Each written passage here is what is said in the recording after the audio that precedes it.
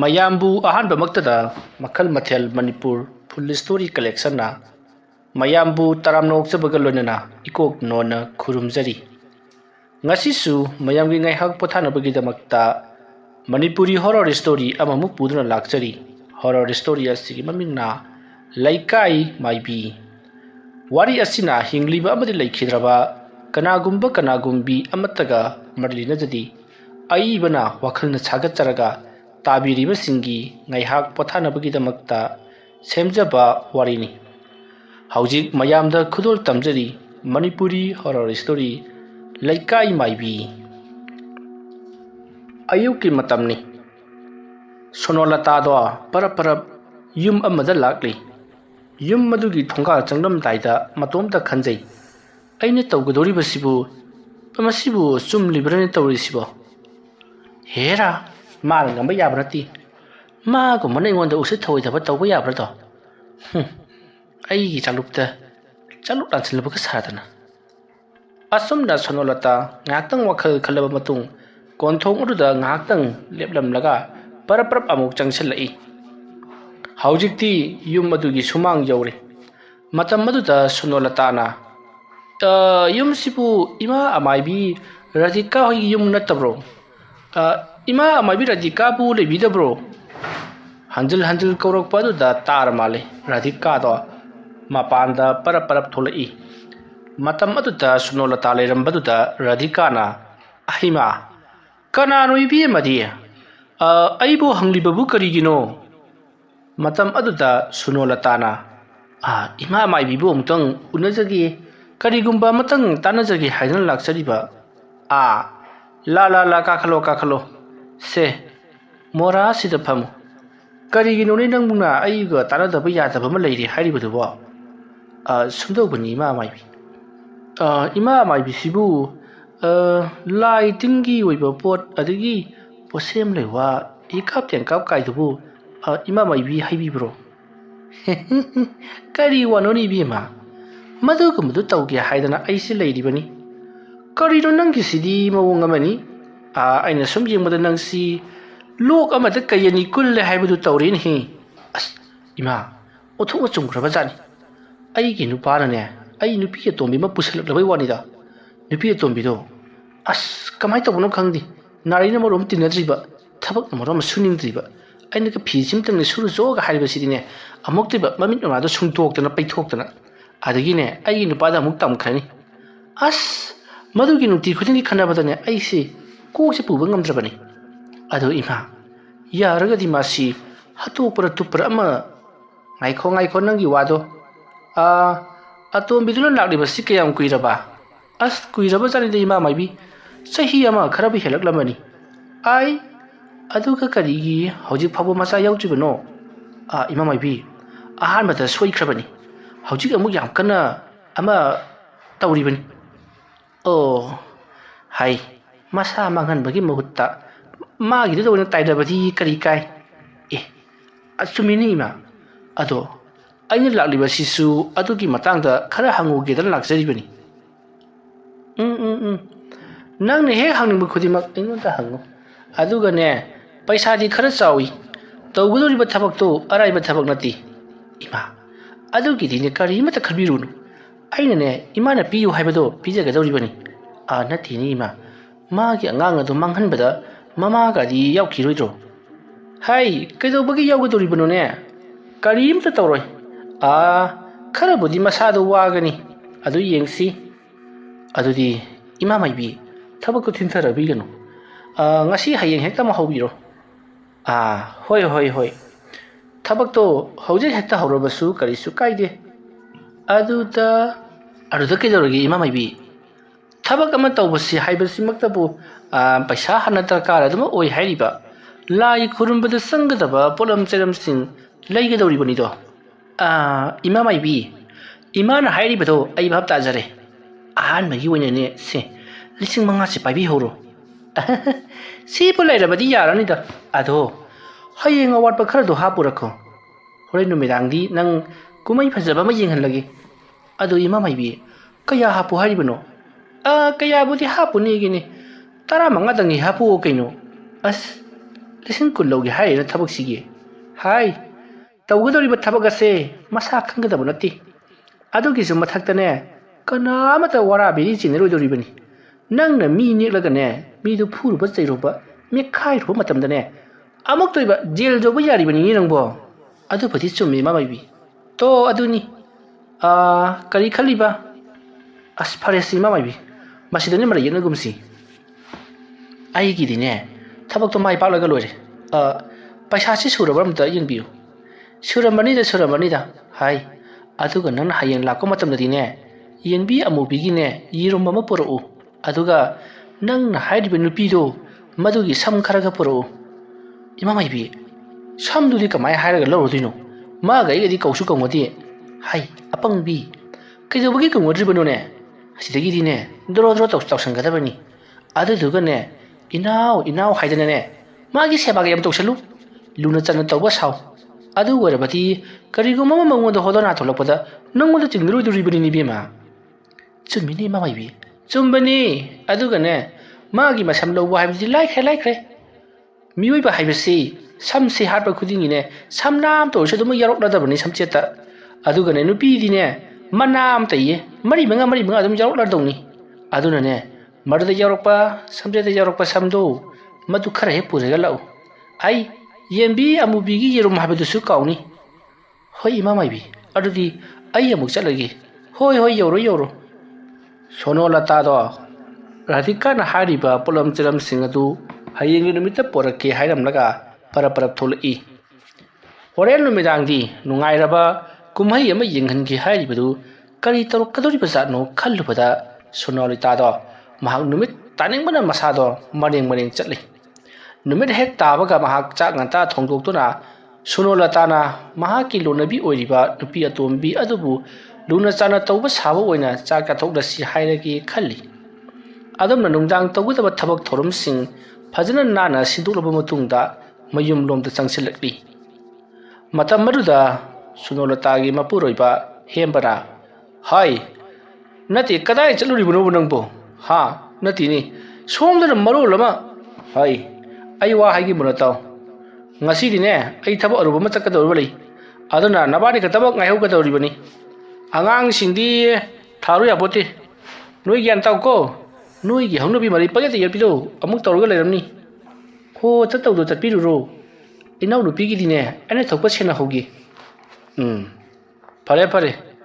ꯑꯔꯤꯒꯨꯝꯕꯗ ꯑꯩꯅ ꯑꯉꯥꯡꯁꯤꯡꯗ ꯍꯪꯕꯗ ꯅꯪꯅ ꯊꯤꯅ ꯅꯨꯡꯉ ꯇꯧꯋꯦ ꯍꯥꯏꯕ ꯄꯥꯎ ꯍꯦꯛ ꯇꯥꯔꯕ ꯑꯩꯗꯤ ꯌꯥꯔꯣꯏꯗꯕꯅꯤ ꯅꯕꯥꯅꯤꯁꯦ ꯑꯩꯒꯤꯗꯤ ꯆꯞ ꯃꯥꯟꯅꯕ ꯃꯤꯌꯦꯡꯗ ꯌꯦꯡꯂꯤꯕꯅꯤꯀꯣ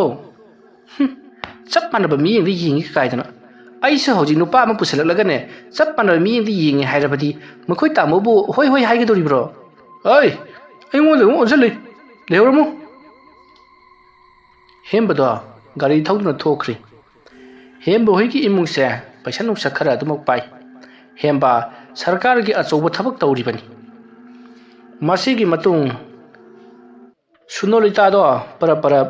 ꯌꯥꯏꯐꯕꯤꯒꯤ ꯃꯅꯥꯛꯇ ꯆꯪꯁꯤꯜꯂꯛꯂꯒ ꯍꯩꯃꯥ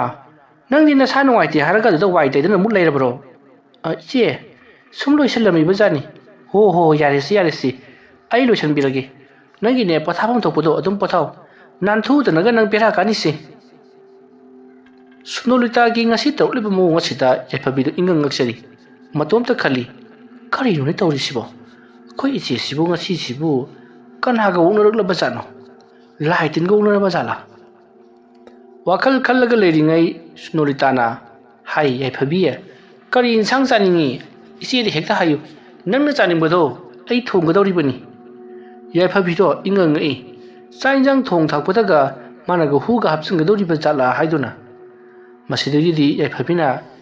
ꯑꯩꯗꯤ ꯀꯩꯁꯨ ꯆꯥꯅꯤꯡꯗꯦ ꯏꯆꯦꯅ ꯆꯥꯅꯤꯡꯕꯗꯣ ꯍꯦꯛ ꯊꯣꯡꯉꯣ ꯃꯇꯝ ꯑꯗꯨꯗ ꯁꯣꯅꯣꯂꯇꯥꯅ ꯐꯔꯦ ꯑꯗꯨꯗꯤ ꯆꯝꯊꯣꯡ ꯑꯃ ꯊꯣꯡꯉꯒꯦ ꯃꯣꯔꯣꯛ ꯑꯃ ꯃꯦꯠꯂꯒꯦ ꯑꯗꯨꯗꯨꯒꯅꯦ ꯉꯔꯥꯡꯒꯤ ꯉꯥ ꯑꯇꯥꯎꯕꯗꯨꯒ ꯇꯧꯔꯒ ꯑꯗꯨꯝ ꯆꯥꯔꯁꯤꯀꯣ ꯃꯇꯝ ꯑꯗꯨꯗ ꯌꯥꯏꯐꯕꯤꯅ ꯍꯣꯏ ꯏꯆꯦ ꯑꯗꯨꯅ ꯍꯦꯟꯅ ꯍꯥꯎꯔꯕꯅꯤ ꯋꯥꯔꯤ ꯋꯥꯇꯥꯏ ꯁꯥꯟꯅꯗꯨꯅ ꯁꯣꯅꯣꯂꯤꯇꯥꯅ ꯆꯥꯛ ꯊꯣꯡꯉꯤ ꯉꯍꯥꯟ ꯃꯈꯩꯗꯤ ꯆꯥꯛ ꯊꯣꯡꯗꯦ ꯍꯥꯏꯗꯨꯅ ꯂꯥꯎꯅꯕꯗꯇ ꯏꯃꯨꯡꯗꯣ ꯄꯨꯡꯅꯤꯜ ꯅꯤꯜꯂꯤꯕꯅꯤ ꯑꯗꯨꯕꯨ ꯉꯁꯤꯗꯤ ꯁꯣꯅꯣꯂꯇꯥꯒꯤ ꯅꯣꯛꯈꯤꯕꯒꯤ ꯃꯈꯣꯜꯅ ꯏꯃꯨꯡ ꯑꯗꯣ ꯄꯨꯡꯅꯤꯜ ꯅꯤꯜꯂꯔꯤ ꯃꯁꯤꯒꯤ ꯃꯇꯨꯡ ꯅꯨꯃꯤꯗꯥꯡ ꯋꯥꯏꯔꯝꯒꯤ ꯃꯇꯝ ꯑꯣꯏꯁꯜꯂꯛꯂꯤ ꯃꯇꯝ ꯑꯗꯨꯗ ꯌꯥꯏꯐꯕꯤꯗꯤ ꯃꯍꯥꯛꯀꯤ ꯐꯃꯨꯡ ꯀꯥ ꯑꯗꯨꯗ ꯅꯨꯡꯉꯥꯏꯅ ꯇꯨꯝꯗꯨꯅ ꯏꯁꯩ ꯇꯥꯗꯨꯅ ꯂꯩꯔꯤ꯫ ꯃꯇꯝ ꯑꯗꯨꯗ ꯁꯣꯝꯗꯅ ꯀꯝꯗꯧꯔꯤ ꯁꯨꯅꯣꯂꯇꯥꯅ ꯌꯨꯝꯒꯤ ꯊꯕꯛ ꯏꯪꯈꯥꯡ ꯄꯨꯝꯅꯃꯛ ꯉꯝꯕꯣꯏ ꯉꯝꯗꯕꯣꯏ ꯍꯣꯠꯅꯔꯤ꯫ ꯃꯇꯝ ꯑꯗꯨꯗ ꯃꯍꯥꯛꯀꯤ ꯃꯄꯨꯔꯣꯏꯕ ꯍꯦꯝꯕꯁꯨ ꯆꯪꯁꯤꯜꯂꯛꯇꯨꯅ ꯍꯧꯖꯤꯛ ꯁꯨꯅꯣꯂꯇꯥꯅ ꯇꯧꯔꯤꯕ ꯊꯕꯛꯁꯤꯡ ꯑꯗꯨꯗ ꯃꯇꯦꯡ ꯄꯥꯡꯁꯤꯟꯕꯤꯔꯤ꯫ ꯑꯗꯨꯒ ꯍꯦꯝꯕꯅꯗꯤ ꯈꯪꯕ ꯅꯠꯇꯦ ꯃꯍꯥꯛꯀꯤ ꯅꯨꯄꯤ ꯑꯁꯤꯅ ꯀꯔꯤꯒꯨꯝꯕ ꯊꯕꯛ ꯑꯃ ꯇꯧꯒꯗꯧꯔꯦ ꯍꯥꯏꯕꯁꯤ꯫ ꯑꯁꯨꯝꯅ ꯇꯧꯗꯨꯅ ꯃꯇꯝ ꯑꯗꯨ ꯍꯧꯈ꯭ꯔꯕꯗ ꯅꯨꯃꯤꯗꯥꯡꯒꯤ ꯃꯇꯝ ꯑꯣꯏꯁꯤꯜꯂꯛꯂꯦ꯫ ꯁꯨꯅꯣꯂꯇꯥꯅ ꯆꯥꯛ ꯏꯁꯤꯡ ꯍꯣꯠꯅꯗꯨꯅ ꯌꯥꯏꯐꯕꯤꯕꯨ ꯆꯥꯛ ꯄꯤꯖꯔꯤ꯫ ꯉꯁꯤꯗꯤ ꯌꯥꯏꯐꯕꯤ ꯑꯃꯗꯤ ꯍꯦꯝꯕꯗꯣ ꯋꯥꯔꯤ ꯁꯥꯅꯩ꯫ ꯀꯔꯤꯅꯣ ꯉꯁꯤꯗꯤ ꯅꯆꯦ ꯁꯨꯅꯣꯂꯇꯥꯁꯤ ꯉꯍꯥꯟ ꯃꯈꯩꯒꯤ ꯏꯃꯥꯟ ꯃꯥꯟꯅꯗꯦ꯫ ꯀꯔꯤꯅꯣ ꯋꯥꯈꯜ ꯇꯥꯔꯛꯂꯕ꯭ꯔꯥ ꯀꯔꯤꯅꯣꯃ ꯇꯧꯏꯗ꯫ ꯑꯗꯨꯝꯅ ꯍꯥꯏꯔꯛꯄꯗ ꯌꯥꯏꯐꯕꯤꯅ ꯈꯪꯗꯦ ꯋꯥꯈꯜ ꯇꯥꯔꯛꯂꯕ ꯃꯥꯜꯂꯦ ꯍꯥꯏꯗꯨꯅ ꯃꯈꯣꯏ ꯑꯅꯤꯗꯣ ꯋꯥꯔꯤ ꯁꯥꯅꯔꯤ꯫ ꯑꯁꯨꯝꯅ ꯅꯨꯃꯤꯗꯥꯡ ꯑꯗꯨꯃ ꯍꯧꯈ꯭ꯔꯦ꯫ ꯍꯥꯏꯕꯗꯤ ꯅꯨꯃꯤꯗꯥꯡ ꯋꯥꯏꯔꯝꯒꯤ ꯃꯇꯝ ꯑꯗꯨ ꯍꯧꯈꯤꯗꯨꯅ ꯑꯍꯤꯡꯒꯤ ꯃꯇꯝ ꯑꯣꯏꯁꯤꯜꯂꯛꯂꯦ꯫ ꯅꯥꯀꯜ ꯑꯃꯗꯅ ꯔꯥꯙꯤꯀꯥ ꯃꯥꯒꯤ ꯂꯥꯏ ꯁꯥꯟꯅꯕꯗ ꯆꯪꯒꯗꯕ ꯄꯣꯠꯂꯝ ꯆꯩꯔꯝꯁꯤꯡ ꯑꯗꯨ ꯄꯥꯏꯔꯒ ꯃꯍꯥꯛꯀꯤ ꯂꯥꯏ ꯁꯥꯟꯅꯐꯝ ꯑꯣꯏꯔꯤꯕ ꯆꯥꯛꯁꯪ ꯑꯗꯨꯗ ꯂꯥꯛꯏ꯫ ꯃꯗꯨꯒꯤ ꯃꯇꯨꯡꯗ ꯔꯥꯙꯤꯀꯥꯅ ꯇꯞꯅ ꯐꯝꯊꯔꯒ ꯀꯅꯥꯁꯨ ꯎꯗ꯭ꯔꯤꯉꯩ ꯑꯁꯤꯗ ꯀꯔꯤꯒꯨꯝꯕ ꯈꯔꯗꯤ ꯇꯧꯍꯧꯔꯒꯦ ꯈꯜꯂꯗꯨꯅ ꯃꯍꯥꯛꯅ ꯌꯥꯡꯀꯣꯛ ꯃꯆꯦꯠ ꯑꯃ ꯍꯥꯏꯕꯗꯤ ꯌꯥꯡꯀꯣꯛ ꯑꯃ ꯃꯍꯥꯛꯅ ꯍꯦꯛ ꯍꯦꯛ ꯁꯤꯖꯤꯟꯅꯕ ꯂꯩ꯫ ꯃꯗꯨꯗꯒꯤ ꯌꯥꯡꯀꯣꯛꯀꯤ ꯄꯌꯥꯁꯤꯡ ꯑꯗꯣ ꯃꯗꯨꯗꯒꯤ ꯑꯃ ꯊꯨꯗꯦꯛꯂꯒ ꯄꯇꯨꯝ 2-3 ꯁꯦꯝꯃꯤ꯫ ꯃꯁꯤꯒꯤ ꯃꯇꯨꯡꯗ ꯔꯥꯙꯤꯀꯥꯅ ꯂꯥ ꯑꯃꯒꯤ ꯃꯊꯛꯇ ꯄꯇꯨꯝꯁꯤꯡ ꯑꯗꯣ ꯊꯝꯂꯦ꯫ ꯑꯗꯨꯗꯨꯒ ꯃꯍꯥꯛꯅ ꯂꯥꯏ ꯐꯗꯤꯕꯤ ꯑꯃ ꯈꯨꯗꯛ ꯑꯗꯨꯗ ꯁꯥꯔꯤ꯫ ꯂꯥꯏ ꯐꯗꯤꯕꯤꯗꯣ ꯁꯥꯕ ꯂꯣꯏꯔꯕ ꯃꯇꯨꯡꯗ ꯂꯥ ꯑꯃꯒꯤ ꯃꯊꯛꯇ ꯑꯃꯨꯛ ꯊꯝꯃꯤ꯫ ꯑꯁꯨꯝꯅ ꯄꯣꯠꯂꯝ ꯆꯩꯔꯝ ꯄꯨꯝꯅꯃꯛ ꯊꯦꯟꯕ ꯂꯥꯡꯕ ꯂꯣꯏꯔꯕ ꯃꯇꯨꯡꯗ ꯔꯥꯙꯤꯀꯥ ꯂꯩꯋꯥ ꯃꯨꯔꯨꯝ ꯃꯨꯔꯨꯝ ꯁꯣꯟꯗꯨꯅ ꯂꯥꯏ ꯐꯗꯤꯕꯤ ꯑꯗꯨꯗ ꯂꯥꯏꯕꯛ ꯀꯠꯇꯨꯅ ꯄꯥꯏꯈꯠꯂꯤ꯫ ꯃꯇꯝ ꯑꯗꯨꯗ ꯂꯥꯏ ꯐꯗꯤꯕꯤ ꯑꯗꯣ ꯃꯔꯦꯡ ꯃꯔꯦꯡ ꯂꯦꯡꯕꯒꯨꯝ ꯇꯧꯔꯤ꯫ ꯃꯗꯨ ꯎꯕꯗ ꯔꯥꯙꯤꯀꯥꯅ ꯌꯥꯝꯅ ꯍꯔꯥꯎꯅ ꯅꯣꯛꯂꯒ ꯑꯩꯅ ꯇꯧꯒꯗꯧꯔꯤꯕ ꯊꯕꯛ ꯑꯁꯤ ꯁꯣꯏꯗꯅꯃꯛꯀꯤ ꯃꯥꯏ ꯄꯥꯛꯂꯒꯅꯤ꯫ ꯍꯧꯖꯤꯛꯇꯤ ꯁꯨꯅꯣꯂꯇꯥꯅ ꯍꯥꯏꯔꯝꯕꯒꯤ ꯃꯇꯨꯡ ꯏꯟꯅ ꯊꯕꯛ ꯄꯥꯏꯈꯠꯄ ꯍꯧꯔꯒꯦ꯫ ꯁꯨꯅꯣꯂꯇꯥꯁꯨ ꯃꯥꯅ ꯇꯧꯔꯝꯂꯤꯕ ꯀꯠꯂꯝꯂꯤꯕꯁꯤꯡ ꯑꯁꯤ ꯄꯩꯁꯥ ꯄꯥꯝꯃꯨꯗꯦꯅ ꯍꯥꯏꯕꯗꯣ ꯈꯜꯍꯜꯂꯒꯦ꯫ ꯑꯁꯨꯝꯅ ꯈꯜꯂꯒ ꯔꯥꯙꯤꯀꯥꯅ ꯂꯥꯏ ꯐꯗꯤꯕꯤ ꯑꯗꯨꯗ ꯂꯩꯋꯥ ꯇꯤꯋꯥ ꯈꯔ ꯁꯣꯜꯂꯒ ꯂꯥꯏ ꯐꯗꯤꯕꯤ ꯑꯗꯨꯗ ꯍꯧꯖꯤꯛꯇ ꯃꯥꯅ ꯌꯥꯡꯀꯣꯛꯇꯒꯤ ꯂꯧꯊꯣꯛꯄ ꯄꯌꯥ ꯃꯆꯩꯁꯤꯡ ꯑꯗꯨꯅ ꯁꯦꯝꯈꯤꯕ ꯄꯇꯨꯝꯁꯤꯡ ꯑꯗꯨꯅ ꯂꯥꯏ ꯐꯗꯤꯕꯤ ꯑꯗꯨꯗ ꯊꯤꯟꯕ ꯍꯧꯔꯛꯏ꯫ ꯑꯗꯨꯝꯅ ꯂꯥꯏ ꯐꯗꯤꯕꯤ ꯑꯗꯨꯗ ꯊꯤꯜꯂꯛꯄꯗ ꯁꯣꯝꯗꯅ ꯀꯝꯗꯧꯔꯤ ꯌꯥꯏꯐꯕꯤꯗꯣ ꯆꯩꯅꯥꯈꯣꯜ ꯐꯪꯕ ꯍꯧꯔꯛꯂꯦ꯫ ꯃꯍꯥꯛ ꯀꯟꯅ ꯀꯟꯅ ꯂꯥꯎꯗꯨꯅ ꯀꯞꯂꯛꯂꯦ꯫ ꯑꯗꯨꯝꯅ ꯌꯥꯏꯐꯕꯤꯅ ꯀꯞꯂꯛꯄ ꯑꯗꯨꯗ ꯃꯅꯥꯛꯇ ꯇꯨꯝꯂꯤꯕ ꯍꯦꯝꯕꯅ ꯀꯔꯤ ꯇꯧꯔꯕꯒꯦ ꯅꯪꯕꯨ ꯍꯥꯏꯗꯨꯅ ꯍꯪꯂꯛꯏ꯫ ꯃꯇꯝ ꯑꯗꯨꯗ ꯌꯥꯏꯐꯕꯤꯅ ꯑꯩꯒꯤ ꯄꯨꯛꯁꯦ ꯌꯥꯝꯅ ꯌꯦꯛꯂꯦ ꯑꯗꯨꯒ ꯏꯁꯥ ꯑꯁꯤꯁꯨ ꯖꯪ ꯖꯪ ꯖꯪ ꯂꯥꯎꯈꯠꯂꯛꯂꯦ ꯍꯥꯏꯔꯛꯂꯤ꯫ ꯋꯥꯐꯝ ꯑꯗꯨ ꯇꯥꯕꯗ ꯍꯦꯝꯕꯅ ꯑꯗꯨꯗꯤ ꯍꯣꯁꯄꯤꯇꯥꯜꯗ ꯑꯣꯏꯅ ꯆꯠꯅꯅꯕ ꯇꯧꯁꯤ ꯍꯥꯏꯔꯤ꯫ ꯑꯁꯨꯝꯅ ꯌꯥꯏꯐꯕꯤꯗꯣ ꯊꯦꯟꯕ ꯂꯤꯡꯕ ꯇꯧꯔꯛꯄꯗꯒꯤ ꯍꯣꯁꯄꯤꯇꯥꯜꯗ ꯄꯨꯅꯅꯕ ꯂꯥꯏꯀꯠꯅꯔꯛꯂꯤ꯫ ꯑꯗꯨꯃ ꯇꯧꯔꯛꯄꯗꯨꯗ ꯁꯨꯅꯣꯂꯇꯥꯁꯨ ꯌꯥꯎꯁꯤꯜꯂꯛꯇꯨꯅ ꯄꯥꯈꯠꯄ ꯁꯥꯗꯨꯅ ꯀꯩꯅꯣ ꯇꯧꯔꯛꯂꯤꯕꯁꯤꯅ ꯍꯥꯏꯗꯨꯅ ꯃꯍꯥꯛꯁꯨ ꯀꯣꯏꯆꯦꯟ ꯆꯦꯜꯂꯤ꯫ ꯀꯩꯔꯣꯜ ꯂꯩꯀꯥꯏ ꯌꯨꯝꯊꯪꯅꯕꯁꯤꯡ ꯃꯊꯪ ꯃꯊꯪ ꯇꯥꯛꯇꯨꯅ ꯆꯠꯃꯤꯟꯅꯅꯕ ꯌꯥꯝꯅ ꯀꯟꯅ ꯍꯥꯏꯅꯔꯤ꯫ ꯑꯁꯨꯝꯅ ꯁꯨꯅꯣꯂꯇꯥꯅ ꯀꯣꯏꯆꯦꯟ ꯆꯦꯟꯖꯕꯗꯨ ꯎꯔꯒ ꯍꯦꯝꯕꯅ ꯃꯁꯦ ꯃꯅꯥꯎꯅꯨꯄꯤ ꯑꯁꯤꯒꯤꯗꯃꯛ ꯀꯌꯥꯗ ꯋꯥꯖꯔꯤꯕꯅꯣ ꯍꯥꯏꯗꯨꯅ ꯃꯊꯃꯣꯏꯗ ꯈꯟꯖꯔꯤ꯫ ꯃꯁꯤꯒꯤ ꯃꯇꯨꯡ ꯌꯥꯏꯐꯕꯤꯗꯣ ꯍꯣꯁꯄꯤꯇꯥꯜꯗ ꯄꯨꯈꯠꯈ꯭ꯔꯦ꯫ ꯌꯨꯝ ꯑꯗꯨꯗ ꯁꯨꯅꯣꯂꯇꯥ ꯃꯇꯣꯝꯇ ꯉꯥꯏꯍꯧꯔꯤ꯫ ꯃꯁꯤꯒꯤ ꯃꯇꯨꯡ ꯑꯁꯣꯝꯗꯅ ꯀꯝꯗꯧꯔꯤ ꯑꯃꯥꯏꯕꯤ ꯔꯥꯙꯤꯀꯥꯅ ꯃꯥꯅ ꯇꯧꯔꯤꯕ ꯊꯕꯛ ꯑꯁꯦ ꯃꯍꯩ ꯌꯥꯜꯂꯦ꯫ ꯍꯧꯖꯤꯛꯇꯤ ꯑꯅꯥꯕ ꯑꯗꯣ ꯐꯔ ꯐꯔ ꯍꯥꯏꯔꯦ ꯍꯥꯏꯕ ꯈꯪꯕꯗꯒꯤ ꯂꯩꯋꯥ ꯃꯟꯇ꯭ꯔꯗꯣ ꯍꯦꯟꯅ ꯍꯦꯟꯅ ꯀꯟꯁꯤꯜꯂꯛꯂꯤ꯫ ꯑꯗꯨꯒ ꯂꯥꯏ ꯐꯗꯤꯕꯤ ꯑꯗꯨꯒꯤ ꯃꯕꯨꯛ ꯑꯗꯨꯗ ꯀꯟꯅ ꯀꯟꯅ ꯊꯤꯟꯕ ꯂꯥꯛꯅꯔꯛꯂꯤ꯫ ꯑꯗꯨꯝꯅ ꯇꯧꯔꯛꯄ ꯑꯗꯨꯗ ꯁꯣꯝꯗꯗꯤ ꯌꯥꯏꯐꯕꯤꯗꯣ ꯂꯩꯕ ꯉꯝꯗ꯭ꯔꯤ꯫ ꯆꯩꯅꯥꯈꯣꯜ ꯃꯌꯥꯝ ꯑꯗꯨꯅ ꯅꯥꯃꯟꯈ꯭ꯔꯗꯨꯅ ꯑꯗꯨꯃꯛ ꯋꯥꯈꯜ ꯇꯥꯈꯤꯗ꯭ꯔꯤ꯫ ꯃꯁꯤꯒꯤ ꯃꯇꯨꯡ ꯗꯣꯛꯇꯔꯁꯨ ꯌꯦꯡꯕ ꯌꯥꯕ ꯌꯦꯡꯂꯤ꯫ ꯗꯣꯛꯇꯔꯅ ꯐꯅ ꯀꯟꯅ ꯌꯦꯡꯂꯕꯁꯨ ꯀꯔꯤ ꯑꯃꯠꯇꯗꯤ ꯂꯩꯔꯝꯗꯦ꯫ ꯃꯇꯝ ꯑꯗꯨꯗ ꯗꯣꯛꯇꯔꯅ ꯍꯦꯝꯕꯗ ꯅꯈꯣꯏꯒꯤ ꯑꯅꯥꯕꯁꯦ ꯀꯔꯤ ꯍꯥꯏꯒꯗꯕꯅꯣ ꯈꯪꯗꯦ ꯀꯔꯤꯃꯠꯇ ꯔꯤꯖꯜ ꯄꯤꯕ ꯉꯝꯗ꯭ꯔꯦ ꯑꯗꯨꯅ ꯑꯇꯣꯞꯄ ꯍꯣꯁꯄꯤꯇꯥꯜꯗ ꯑꯣꯏꯅ ꯆꯠꯇꯨꯅ ꯅꯈꯣꯏꯒꯤꯁꯦ ꯌꯦꯡꯂꯨꯕꯅ ꯍꯦꯟꯅ ꯐꯔꯒꯅꯤ꯫ ꯑꯗꯨꯝꯅ ꯍꯥꯏꯔꯛꯄꯗ ꯍꯦꯝꯕꯅ ꯌꯥꯏꯐꯕꯤꯕꯨ ꯑꯇꯣꯞꯄ ꯈꯔ ꯐꯕ ꯍꯣꯁꯄꯤꯇꯥꯜ ꯑꯃꯗ ꯑꯃꯨꯛ ꯄꯨꯔꯤ꯫ असमना फना यामना येंगरबसु टेस्ट फना यामना तौरबसु करिसु कानबा फंगद्रे मसिगी मतुंग हेंबा होजिक्ति डॉक्टर सिंगना हाइरपगी मतुंगिना टेस्ट की रिजल्ट सिंगदी करिसु असोइबा लेति अदुगा मसादा नारिबा येगलिबा थिलिबा तौरिबनिना लाइगी तिनगी अमुक्तंग येंगथु हाइरक्लबदा हेंबनसु होय हाइदुना याइफबिबु युमलोमदो ओइना पुथरक्ले याइफबिदो हौजिक लेंबा थिनबा तौबनिना तुमथननबा हिदा काप्सन खिबदगी हौजिक यामना कन्ना तुमलिबनी महाना तुम्बा हौगलगलगा करि तरुकदरिबनो हाइबा गमति मसिगी मतुंग राधिकादो हौजिकति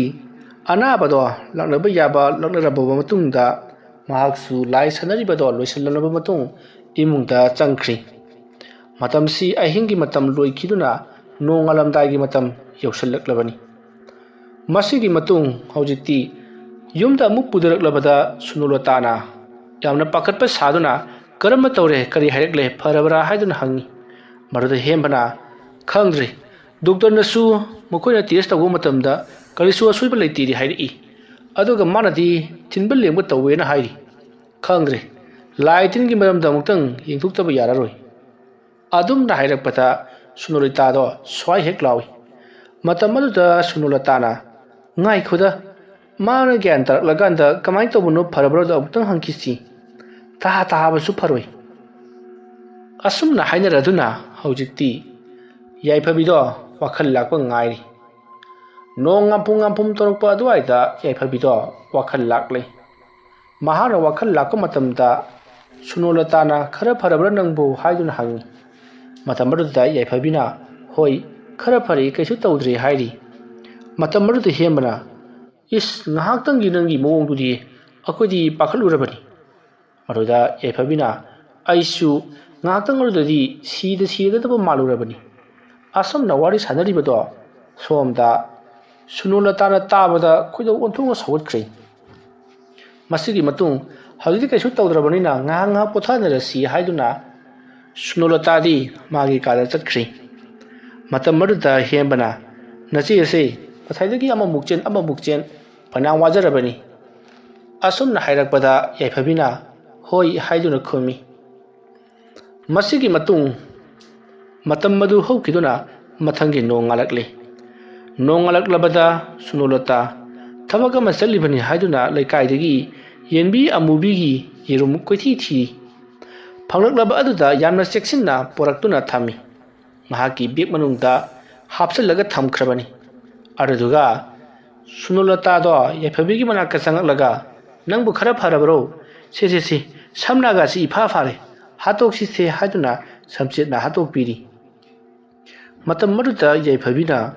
iche ngarang ena tawkhibadubu karama tawriba jano ngasi so amuk tawlabadi aidi onthokno warani da adum na hairakpada sunulata na ngarang idudabune nusit kumba thengnabagi waramgani kaso tawroida haidu wari sanari masigi matung sunulata phare aine nangna saba yanaba kari kaino khajikta thiruki gele kaidegi aduga ai halaga chak thongge ko asam na haramlaga sunulata chatkhri matam maruda yaifabina ise se ngar makai di yamna phatna urambani karino man hadak tawribasibo asam na khalaga lehauri sunulata do para amaibi radhika gi mayumda lakle matam maduda amaibi radhika hana na mahak pu ngairaga leiramli matam maduda radhika na sunulata bu hek ubaga hai nangni ne aina ngairi base la aina haikhiba polam charam singadu sunanaba poraklabro adumna hairakpada sunulata na hoi por e haiduna chirang mayoma piri amaibi radhika na chirang ado haidoklaga yengrubada yerum amadi sam yawramle matam maduda radhika na maruiba amadi yawdina adumna hairakpada sunulata na ho adubudi yen sidal lairese asumna hairaga paisa chapullatu piri matam maduda radhika noklaga paisa adu yingi aduga lao si orebadi thabak hoba yaragani asumna haiduna makoi punna changminakhi matamdi asum hokibana nungthelgi matam moirakle sunulata maibi radhika da bolam chiram singado piramlaga mayum lomda mo halaktuna chai sing thong thakrabani ꯅꯨꯡꯊꯤꯜꯒꯤ ꯃꯇꯝ ꯑꯗꯨꯗ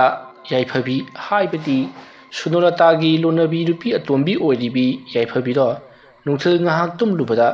ꯀꯅꯥꯒꯨꯝꯕ ꯃꯤꯑꯣꯏ ꯑꯃꯅ ꯃꯍꯥꯛꯀꯤ ꯃꯁꯝ ꯑꯗꯨ ꯄꯥꯏꯔꯒ ꯂꯨꯈꯨꯝꯂꯣꯝꯗ ꯂꯥꯛꯇꯨꯅ ꯆꯤꯡꯕꯗꯒꯤ ꯃꯥꯗꯣ ꯈꯪꯄ꯭ꯔꯦꯛ ꯈꯪꯗꯨꯅ ꯍꯧꯒꯠꯂꯛꯏ꯫ ꯁꯝ ꯑꯗꯨꯅ ꯌꯥꯝꯅ ꯀꯟꯅ ꯈꯪꯆꯤꯡ ꯆꯤꯡꯈꯤꯕꯗꯨꯗ ꯅꯥꯃꯟꯈ꯭ꯔꯗꯨꯅ ꯃꯀꯣꯛ ꯑꯗꯨ ꯄꯥꯏꯔꯒ ꯏꯁ ꯍꯥꯏꯗꯨꯅ ꯈꯥꯡꯂꯤꯕꯅꯤ꯫ ꯃꯇꯝ ꯑꯗꯨꯗ ꯍꯦꯝꯕ ꯀꯔꯤꯅꯣ ꯊꯕꯛ ꯑꯃ ꯆꯠꯂꯨꯔꯒ ꯍꯜꯂꯛꯄꯗ ꯌꯥꯏꯐꯕꯤꯅ ꯃꯁꯥ ꯅꯨꯡꯉꯥꯏꯇꯦ ꯍꯥꯏꯗꯨꯅ ꯂꯩꯔꯝꯕ ꯑꯗꯨꯗ ꯆꯪꯁꯤꯜꯂꯛꯂꯒ ꯀꯩꯅꯣ ꯇꯧꯏꯗꯨꯅ ꯍꯥ ꯑꯗꯨꯝꯅ ꯍꯥꯏꯔꯛꯄꯗ ꯌꯥꯏꯐꯕꯤꯅ ꯀꯣꯛꯁꯦ ꯆꯤꯛꯄꯅ ꯌꯥꯗ꯭ꯔꯦ꯫ ꯑꯦ ꯀꯔꯤꯃꯨꯛ ꯇꯧꯔꯕꯖꯥꯠꯅꯣ ꯈꯪꯗꯦ ꯑꯩꯅ ꯇꯨꯝꯂꯤꯉꯩꯗꯁꯨꯅꯦ ꯀꯅꯥꯅꯣ ꯑꯃꯅ ꯑꯩꯒꯤ ꯁꯝꯁꯦ ꯄꯥꯏꯔꯒ ꯆꯤꯡꯈꯤꯕꯅꯤ꯫ ꯍꯥ ꯁꯝ ꯄꯥꯏꯔꯒ ꯆꯤꯡꯉꯦ ꯍꯥꯏꯕ ꯍꯩ ꯋꯥꯈꯜꯅ ꯋꯥꯔꯤꯅꯤ꯫ ꯑꯁ ꯋꯥꯈꯜꯅꯒ ꯑꯃꯠꯇ ꯅꯠꯇꯦꯁꯤ ꯑꯩ ꯋꯥ ꯑꯃꯇ ꯍꯥꯏꯖꯒꯦ꯫ ꯀꯔꯤꯅꯣꯅꯦ ꯃꯥꯏꯕꯔ ꯃꯥꯏꯕꯤꯔ ꯑꯃꯠꯇ ꯌꯦꯡꯕꯤꯔꯨꯆꯣ ꯑꯩꯅꯦ ꯀꯩꯅꯣꯝ ꯏꯇꯧ ꯇꯧꯏ꯫ ꯃꯥꯏꯕ ꯃꯥꯏꯕꯤ ꯇꯥꯟꯅꯔꯒ ꯀꯔꯤ ꯂꯩꯕꯒꯦ ꯍꯥꯏꯕꯗꯣ ꯑꯃꯨꯛꯇꯪ ꯌꯦꯡꯊꯣꯛꯁꯤ꯫ ꯃꯥꯏꯕ ꯃꯥꯏꯕꯤ ꯇꯥꯟꯅꯔꯒ ꯀꯔꯤꯕꯨ ꯀꯥꯟꯅꯗꯧꯔꯤꯕꯅꯣ ꯍꯥ ꯑꯃꯨꯛꯇꯪ ꯈꯜꯂꯒ ꯌꯦꯡꯉꯨꯅꯤ꯫ ꯗꯣꯛꯇꯔꯅ ꯌꯦꯡꯕꯗ ꯉꯝꯗ꯭ꯔꯕꯗꯨꯕꯨ ꯑꯁ ꯑꯗꯨ ꯑꯃꯨꯛꯇꯪ ꯌꯦꯡꯊꯣꯛꯄꯗꯤ ꯌꯥꯏꯗꯅ꯫ ꯍꯣꯏꯅꯦ ꯍꯣꯏꯅꯦ ꯑꯗꯨꯕꯨꯗꯤ ꯍꯌꯦꯡꯂ ꯀꯩꯅꯣꯝꯃ ꯑꯩ ꯆꯠꯂꯒꯅꯦ ꯑꯩ ꯃꯥꯏꯕꯤꯔ ꯃꯥꯏꯕꯔ ꯑꯃꯨꯛꯇꯪ ꯀꯧꯔꯨꯔꯈꯤꯒꯦ꯫ ꯅꯪꯕꯨ ꯍꯧꯖꯤꯛꯄꯨ ꯅꯁꯥꯗ ꯀꯔꯤ ꯀꯔꯤ ꯇꯧꯒꯦꯕ? ꯈꯪꯗꯦ ꯈꯪꯗꯦ ꯅꯨꯡꯉꯥꯏꯕꯒ ꯁꯨꯛꯈꯪ ꯈꯪꯗꯦ꯫ ꯑꯩꯒꯤ ꯑꯀꯣꯏꯕꯁꯤꯗꯅꯦ ꯀꯅꯥꯒꯨꯝꯕ ꯑꯃ ꯑꯗꯨꯝ ꯆꯠꯂꯒ ꯂꯩꯕꯗꯧꯅ ꯇꯧꯏ꯫ ꯀꯔꯤꯒꯨꯝꯕ ꯀꯥꯟꯗꯅꯅꯦ ꯇꯨꯝꯒꯦ ꯍꯦꯛ ꯇꯧꯔꯛꯄꯒꯤ ꯃꯤꯠ ꯎꯏꯁꯤꯜꯂꯛꯄꯗꯅꯦ ꯃꯨꯁꯤꯟ ꯃꯨꯕ ꯑꯃ ꯑꯩꯒꯤ ꯅꯥꯆꯦꯛ ꯁ꯭ꯋꯥꯏꯗ ꯂꯦꯞꯄꯒ ꯂꯩꯕꯗꯧꯅ ꯍꯦꯛꯇꯃꯛ ꯇꯧꯏ꯫ ꯊꯑꯣꯏꯅ ꯄꯥꯡꯊꯣꯛꯂꯒ ꯌꯦꯡꯂꯨꯕꯗꯗꯤꯅꯦ ꯀꯔꯤꯁꯨ ꯂꯩꯔꯝꯗꯦ ꯍꯦꯛꯇ꯫ ꯑꯗꯨꯕꯨꯅꯤ ꯋꯥꯈꯜꯗ ꯖꯥꯠ ꯖꯥꯠ ꯈꯟꯖꯤꯟꯕ ꯍꯥꯏꯔꯤꯁꯤ꯫ ꯐꯔꯦ ꯅꯪꯅꯕꯨ ꯑꯗꯨꯃꯥꯏꯅ ꯍꯥꯏꯔꯕꯗꯤꯅꯦ ꯑꯩ ꯍꯌꯦꯡꯃꯛ ꯆꯠꯂꯒꯅꯦ ꯑꯩ ꯃꯥꯏꯕ ꯑꯃ ꯇꯥꯟꯅꯔꯨꯒꯦ꯫ ꯉꯁꯤꯒꯤꯗꯤ ꯅꯨꯡꯊꯤꯜꯒꯤ ꯃꯇꯝ ꯂꯣꯏꯈ꯭ꯔꯦ ꯅꯨꯡꯗꯥꯡ ꯋꯥꯏꯔꯝ ꯑꯣꯏꯁꯜꯂꯛꯂꯦ꯫ ꯃꯥꯏꯕ ꯑꯃ ꯀꯧꯔꯨꯕ ꯍꯥꯏꯕꯁꯤ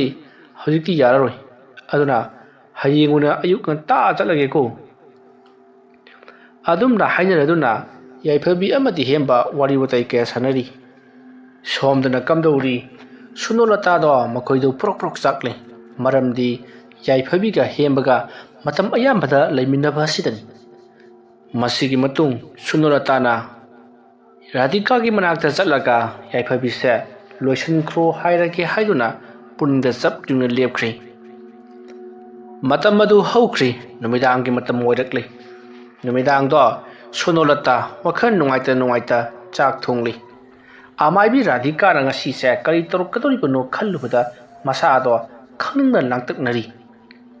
ꯅꯥꯀꯜ ꯑꯃꯗꯅ ꯀꯝꯗꯧꯔꯤ ꯔꯥꯙꯤꯀꯥꯅ ꯉꯁꯥꯏ ꯁꯨꯅꯣꯂꯇꯥꯅ ꯄꯤꯔꯝꯕ ꯌꯦꯔꯨꯝ ꯑꯗꯣ ꯃꯈꯨꯠꯅ ꯇꯞꯅ ꯄꯥꯏꯁꯜꯂꯤ ꯑꯗꯨꯒ ꯋꯥꯏ ꯃꯊꯛꯇ ꯊꯝꯂꯤ꯫ ꯋꯥꯏ ꯑꯁꯤꯅ ꯆꯐꯨ ꯑꯃꯒꯤ ꯃꯅꯨꯡꯗ ꯌꯥꯎꯔꯤꯕꯅꯤ꯫ ꯑꯁꯨꯝꯅ ꯂꯩꯕꯥꯛꯅ ꯁꯥꯕ ꯆꯐꯨ ꯑꯃꯒꯤ ꯃꯅꯨꯡꯗ ꯋꯥꯏ ꯈꯔ ꯍꯥꯞꯂꯕ ꯃꯇꯨꯡ ꯋꯥꯏꯗꯨꯒꯤ ꯃꯊꯛꯇ ꯌꯦꯔꯨꯝꯗꯣ ꯍꯥꯞꯂꯤ꯫ ꯑꯗꯨꯗꯨꯒ ꯃꯍꯥꯛꯅ ꯃꯈꯣꯏꯒꯤ ꯌꯨꯝꯒꯤ ꯆꯥꯛꯁꯪꯒꯤ ꯅꯥꯀꯜ ꯑꯃꯗ ꯂꯣꯟꯅ ꯊꯝꯈ꯭ꯔꯦ꯫ ꯌꯨꯝ ꯑꯗꯨꯗ ꯂꯩꯔꯤꯕꯁꯦ ꯔꯥꯙꯤꯀꯥ ꯃꯇꯣꯝꯇꯅꯤ꯫ ꯃꯥꯒꯤ ꯃꯆꯥꯅꯨꯄꯤ ꯑꯃ ꯂꯩ ꯃꯌꯨꯝ ꯄꯥꯟꯈ꯭ꯔꯦ꯫ ꯃꯆꯥꯅꯨꯄꯥ ꯑꯃ ꯂꯩꯕꯗꯨꯁꯨ ꯂꯝ ꯍꯣꯡꯂꯒ ꯂꯩꯈ꯭ꯔꯦ ꯔꯥꯙꯤꯀꯥꯒ ꯂꯩꯃꯤꯟꯅꯕ ꯉꯝꯂꯔꯣꯏ ꯍꯥꯏꯗꯨꯅ꯫ ꯃꯥꯒꯤ ꯃꯄꯨꯔꯣꯏꯕꯗꯤ ꯌꯨꯝꯗ ꯄꯥꯛꯅ ꯍꯟꯖꯤꯜꯂꯛꯇꯦ ꯑꯌꯥꯝꯕ ꯃꯇꯝꯗ ꯂꯥꯡꯐꯩꯗꯗ ꯑꯌꯥꯝꯕ ꯂꯩ꯫ ꯃꯔꯝ ꯑꯗꯨꯅ ꯔꯥꯙꯤꯀꯥꯒꯤꯗꯤ ꯈ꯭ꯋꯥꯏꯗꯒꯤ ꯍꯦꯟꯅ ꯅꯨꯡꯉꯥꯏꯖꯕꯤ ꯍꯥꯏꯕꯗꯣ ꯑꯣꯏꯔꯤꯕꯅꯤꯗꯣ꯫ ꯑꯁꯨꯝꯅ ꯑꯃꯗꯤ ꯑꯁꯨꯝ ꯍꯧꯈ꯭ꯔꯕꯗ ꯍꯧꯖꯤꯛ ꯐꯥꯎꯕ ꯀꯔꯤ ꯑꯃꯠꯇ ꯇꯧꯔꯛꯇꯕ ꯑꯁꯤꯗ ꯁꯨꯅꯣꯂꯇꯥꯗꯣ ꯋꯥꯈꯜꯀꯌꯥ ꯅꯨꯡꯉꯥꯏꯖꯔꯤ꯫ ꯋꯥꯈꯜ ꯆꯔꯥꯡꯅꯅ ꯑꯁꯨꯝ ꯆꯥꯛ ꯊꯣꯡꯂꯛꯄꯅ ꯆꯥꯛꯇꯤ ꯂꯣꯏꯁꯤꯜꯂꯛ ꯌꯥꯏꯐꯕꯤꯕꯨ ꯄꯤꯖꯥꯛ ꯄꯤꯖꯊꯣꯛꯂꯤ꯫ ꯋꯥꯈꯜꯗ ꯄꯨꯛꯅꯤꯡꯗ ꯅꯨꯡꯉꯥꯏꯇꯕꯒꯤ ꯃꯃꯤ ꯑꯃꯠꯇ ꯇꯥꯗꯕ ꯃꯈꯩ ꯄꯔꯞ ꯆꯪꯁꯤꯜꯂꯛꯂꯒ ꯁꯦ ꯆꯥꯛꯁꯤ ꯁꯥꯔꯤꯉꯩꯗ ꯆꯥꯛ ꯆꯥꯊꯣꯛꯍꯧꯔꯣ꯫ ꯑꯗꯨꯝꯅ ꯄꯤꯖꯔꯛꯄꯗꯨꯗ ꯍꯦꯝꯕꯅ ꯁꯨꯅꯣꯂꯇꯥ ꯅꯪꯅ ꯅꯪꯒꯤ ꯅꯅꯥꯎ ꯅꯨꯄꯤꯒꯤꯗꯃꯛꯇ ꯇꯧꯕꯤꯔꯤꯕ ꯑꯁꯤ ꯃꯥꯅꯁꯨ ꯄꯨꯟꯁꯤꯒꯤ ꯑꯣꯏꯅ ꯀꯥꯎꯔꯣꯏ ꯑꯩꯅꯁꯨꯅꯦ ꯄꯨꯟꯁꯤꯒꯤ ꯀꯥꯎꯗꯦꯍꯦ꯫ ꯑꯗꯨꯝꯅ ꯍꯥꯏꯔꯛꯄꯗ ꯁꯨꯅꯣꯂꯇꯥ ꯀꯔꯤꯅꯣ ꯀꯥꯎꯕ ꯀꯥꯎꯗꯕ ꯍꯥꯏꯁꯤꯕꯣ ꯁꯤꯗꯤ ꯇꯧꯐꯝ ꯊꯣꯛꯄ ꯅꯠꯇ꯭ꯔꯣ ꯍꯌꯦꯡ ꯑꯩꯅ ꯅꯥꯔꯛꯂꯕꯁꯨ ꯃꯥꯅ ꯑꯗꯨꯝ ꯇꯧꯒꯗꯕ ꯂꯩꯔꯦ꯫ ꯃꯇꯝ ꯑꯗꯨꯗ ꯍꯦꯝꯕꯅ ꯍꯣꯏꯅꯦ ꯑꯗꯨ ꯆꯨꯝꯃꯤꯕꯅꯤꯅꯦ ꯏꯈꯨꯠ ꯂꯥꯟꯊꯣꯛꯂꯕꯗꯤ ꯃꯤꯈꯨꯠ ꯂꯥꯟꯁꯤꯜꯂꯛꯄ ꯃꯁꯥꯅ ꯑꯗꯨꯝ ꯇꯥꯔꯕꯅꯤ꯫ ꯆꯥꯃꯤꯟꯅꯔꯣ ꯑꯩꯒꯤꯗꯤ ꯊꯤꯔꯝꯃꯕ꯭ꯔꯣ? ꯉꯁꯥꯏꯅ ꯊꯤꯔꯝꯃꯕꯅꯤ꯫ ꯑꯣ ꯐꯔꯦ꯫ ꯑꯁꯨꯝꯅ ꯌꯥꯏꯐꯕꯤꯕꯨ ꯁꯨꯅꯣꯂꯇꯥꯅ ꯆꯥꯛ ꯌꯦꯟꯕꯤꯔꯕ ꯃꯇꯨꯡ ꯆꯥꯛ ꯇꯣꯛꯂꯒ ꯊꯝꯃꯝꯃꯤ꯫ Matam maruda yaifabina kainone akhoi se sibu ngan makai suman manribasi kanana kari haijilaklaba jano khangdiba asuk yamna mana pharamgani haibadudi karai thi khangadage wakal asi khallaga leiringai somdana ngolata mokhoi do prop prop chaklibani chaksungda leiriba hembagi manakta prop changsinduna maga punna chak chaminagi haiduna mahaksu prop changsilakpadadi hembadi chak wokle haiduna hawgapa matam oiramle matam maruda sunolata ngaktang da phawba hembaga leminaba phangdaba sida hena sauningli matam maruda hembana o nang labra o charo aini na pi manakta ngakta leyugige asa nungai tabani ne ho hak haibga tamba ngamdi sauningli aduda wahai aduna moke hena sauningli parap chatkre masigi matung yaifabina akhoi gi se kaidormo khangdi ngan makai dine yam phatabagum tawbani ai suni dabani yamne khanabadu ai di kaidoraba jano wadana khallibani hojik amu mangna sumna pharakpa gyan tarakpa sida ai di yamna bo harauri asam na makhoi an wari sanari badu sunolata su tariban masigi matung chaka baka bakcharaga sunolata na sakhairi ba kolek waram singdo loisalli masigi matung mahak tumba dumak sangkri matamdi asum haukibana pung taramathoi baromuk tarakpa adwaida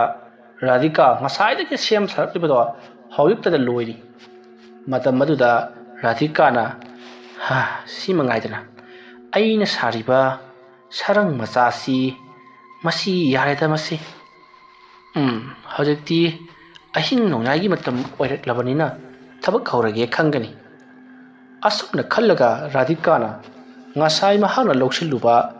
hapsan kiba yirum hapsan kiba chapu odo manakata mathangjalai aduga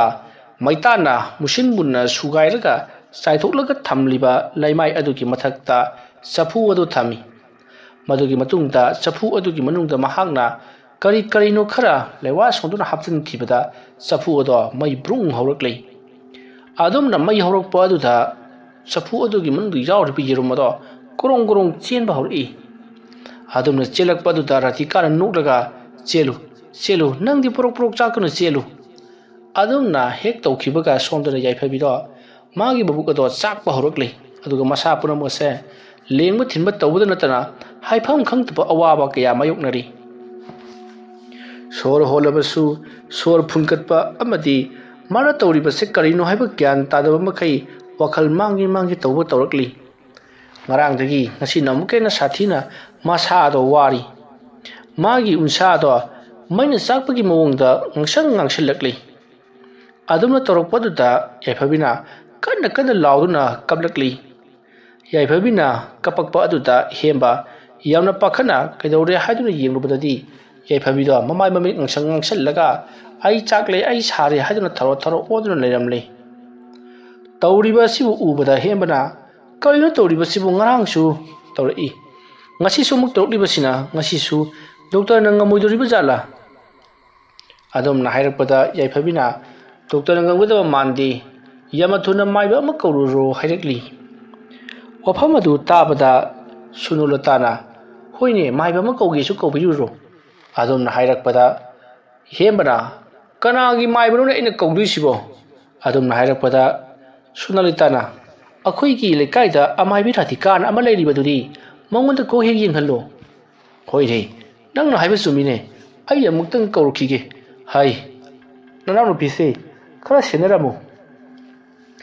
asumna hairage hemba radhika gi mayum tamna satkri matam aruta sunulatana phai khangloida do asumna khalaga yaifabina tharo oduna awaba khanglibadu bu yenglaga kaidoro haino nangbo nasada kaidoro ki ising asaba nati ising yengba khara nakuka tharuro matam aruta yaifabina ai khangdi se ai yamna wari haiduna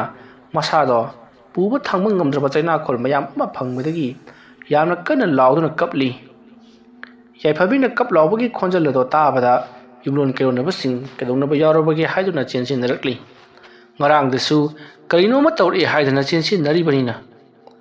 aduna mayam chensin lakpada olamliba mawung aduda ꯀꯩꯗꯧꯒꯅꯤ ꯍꯥꯏꯗꯨꯅ ꯃꯈꯣꯏꯁꯤꯡꯗꯣ ꯑꯃꯅ ꯑꯃꯒ ꯋꯥꯔꯤ ꯁꯥꯅꯔꯛꯂꯤ꯫ ꯃꯇꯝ ꯑꯗꯨꯗ ꯁꯨꯅꯣꯂꯇꯥꯅ ꯃꯥꯏꯕꯤ ꯑꯃ ꯀꯧꯕ ꯆꯠꯈ꯭ꯔꯦ, ꯂꯥꯛꯂꯒꯅꯤ ꯍꯥꯏꯔꯛꯂꯤ꯫ ꯃꯇꯝ ꯑꯗꯨꯗ ꯃꯈꯣꯏ ꯂꯩꯔꯤꯕꯁꯤꯡ ꯑꯗꯨꯅ ꯍꯥ ꯀꯅꯥꯒꯤ ꯃꯥꯏꯕꯤꯅꯣ ꯀꯧꯕ ꯆꯠꯈ꯭ꯔꯤꯕꯕꯨ ꯍꯥꯏꯗꯨꯅ ꯍꯪꯂꯛꯄꯗ ꯁꯨꯅꯣꯂꯇꯥꯅ ꯑꯃꯥꯏꯕꯤ ꯔꯥꯙꯤꯀꯥꯅꯤ ꯍꯥꯏꯔꯛꯄꯗ ꯃꯌꯥꯝꯅ ꯃꯗꯨꯒꯤ ꯚꯨꯠ ꯁꯥꯟꯅꯕꯤ ꯂꯥꯏ ꯁꯥꯟꯅꯕꯤ ꯑꯃꯥꯏꯕꯤꯗꯨ ꯅꯠꯇ꯭ꯔꯕꯗꯤ ꯅꯈꯣꯏ ꯀꯧꯅꯉꯥꯏ ꯃꯥꯏꯕꯤ ꯂꯩꯇ꯭ꯔꯕ꯭ꯔꯥ? ꯇꯥꯟ ꯆꯥꯗ꯭ꯔꯕꯗꯤ ꯇꯧꯔꯤꯕꯁꯤꯡ ꯑꯁꯤ ꯃꯥꯅ ꯇꯧꯔꯝꯕꯁꯨ ꯑꯣꯏꯔꯝꯕꯁꯨ ꯌꯥꯔꯤ ꯄꯣꯠꯅꯤ꯫ ꯃꯃꯥꯡꯗꯁꯨ ꯂꯩꯀꯥꯏꯒꯤ ꯅꯨꯄꯤ ꯑꯃꯗ ꯃꯍꯥꯛꯅ ꯄꯣꯠꯁꯦꯝ ꯂꯩꯋꯥ ꯊꯥꯖꯤꯜꯂꯝꯕꯗꯒꯤ ꯅꯨꯄꯤ ꯑꯗꯨꯒ ꯃꯥꯒ ꯄꯨꯟꯅ ꯃꯔꯨ ꯀꯣꯛꯈ꯭ꯔꯕꯅꯤ꯫ ꯑꯗꯨꯝꯅ ꯍꯥꯏꯔꯛꯄꯗ ꯁꯨꯅꯣꯂꯇꯥ ꯁ꯭ꯋꯥꯏ ꯂꯥꯎꯏ꯫ ꯇꯥꯟꯖꯥ ꯑꯗꯨꯗ ꯏꯈꯪ ꯈꯪꯍꯧꯗꯅ ꯑꯃꯥꯏꯕꯤ ꯔꯥꯙꯤꯀꯥꯗꯣ ꯍꯦꯝꯕꯒ ꯄꯨꯟꯅ ꯆꯪꯃꯤꯟꯅꯔꯛꯂꯤ꯫ ꯔꯥꯙꯤꯀꯥꯕꯨ ꯍꯦꯛ ꯎꯕꯃꯛꯇꯗ ꯁꯨꯅꯣꯂꯇꯥꯅ ꯏꯃꯥ ꯃꯥꯏꯕꯤ, ꯌꯥꯔꯒꯗꯤ ꯏꯅꯥꯎꯅꯨꯄꯤꯁꯦ ꯑꯃꯨꯛꯇ ꯌꯦꯡꯕꯤꯌꯨ, ꯐꯔꯅꯕ ꯑꯃꯨꯛꯀ ꯇꯧꯕꯤꯌꯨ꯫ ꯑꯗꯨꯝꯅ ꯍꯥꯏꯔꯛꯄꯗ ꯔꯥꯙꯤꯀꯥꯅ ꯐꯅꯤꯗ ꯍꯧꯖꯤꯛꯇꯤ ꯑꯩ ꯂꯥꯛꯂꯕꯁꯤꯗꯤ꯫ ꯑꯁꯨꯝꯅ ꯔꯥꯙꯤꯀꯥꯅ ꯆꯪꯁꯤꯜꯂꯛꯇꯨꯅ ꯌꯥꯏꯐꯕꯤꯅ ꯇꯧꯔꯤꯕꯗꯣ ꯌꯦꯡꯂꯤ꯫ ꯃꯇꯝ ꯑꯗꯨꯗ ꯔꯥꯙꯤꯀꯥꯅ ꯅꯈꯣꯏꯒꯤꯁꯦ ꯀꯔꯤꯒꯨꯝꯕ ꯂꯥꯏꯒꯤ ꯁꯥꯎꯝ ꯑꯃ ꯐꯪꯂꯦ, ꯌꯦꯅꯈꯥ ꯂꯨꯈꯥꯗ ꯊꯣꯛꯂꯨꯕ ꯂꯩꯕ꯭ꯔꯣ ꯅꯈꯣꯏꯕꯨ? ꯑꯗꯨꯝꯅ ꯍꯥꯏꯔꯛꯄꯗ ꯌꯥꯏꯐꯕꯤꯅ ꯉꯍꯥꯟ ꯅꯣꯡꯃ ꯅꯨꯃꯤꯗꯥꯡ ꯑꯃꯗꯤ ꯊꯣꯛꯂꯨꯏ꯫ ꯑꯗꯨꯝꯅ ꯍꯥꯏꯔꯛꯄꯗ ꯔꯥꯙꯤꯀꯥꯅ ꯑꯗꯨꯅꯅꯤꯅꯦ ꯁꯤꯗꯤ, ꯂꯥꯏ ꯈꯨꯔꯨꯝꯅꯕ ꯇꯧꯁꯤ, ꯑꯔꯨꯕ ꯂꯥꯏꯅꯤ꯫ ꯑꯗꯨꯝꯅ ꯍꯥꯏꯗꯨꯅ ꯔꯥꯙꯤꯀꯥꯅ ꯂꯥꯏ ꯈꯨꯔꯨꯝꯂꯤꯕꯅꯤ ꯍꯥꯏꯗꯨꯅ ꯂꯥꯏ ꯈꯨꯔꯨꯝ ꯊꯣꯛꯂꯤ ꯃꯈꯣꯏꯒꯤ ꯌꯨꯝꯒꯤ ꯌꯦꯅꯈꯥ ꯑꯗꯨꯗ꯫ ꯃꯗꯨꯒꯤ ꯃꯇꯨꯡ ꯌꯥꯏꯐꯕꯤꯁꯨ ꯈꯔ ꯍꯟꯊꯔꯦ ꯍꯥꯏꯗꯨꯅ ꯒ꯭ꯌꯥꯟ ꯈꯔ ꯂꯥꯛꯂꯤ꯫ ꯃꯁꯤꯗꯒꯤꯗꯤ ꯔꯥꯙꯤꯀꯥꯅ ꯍꯧꯖꯤꯛꯇꯤ ꯇꯞꯅ ꯐꯔꯛꯂꯒꯅꯤ, ꯀꯩꯁꯨ ꯊꯣꯏꯗꯣꯛꯄ ꯇꯧꯔꯔꯣꯏ, ꯑꯩ ꯑꯃꯨꯛ ꯆꯠꯈ꯭ꯔꯒꯦ ꯍꯥꯏꯗꯨꯅ ꯍꯥꯏꯔꯛꯄꯗ ꯍꯦꯝꯕꯅ ꯉꯝꯖꯕ ꯗꯈꯤꯅꯥ ꯈꯔ ꯄꯤꯔꯤ꯫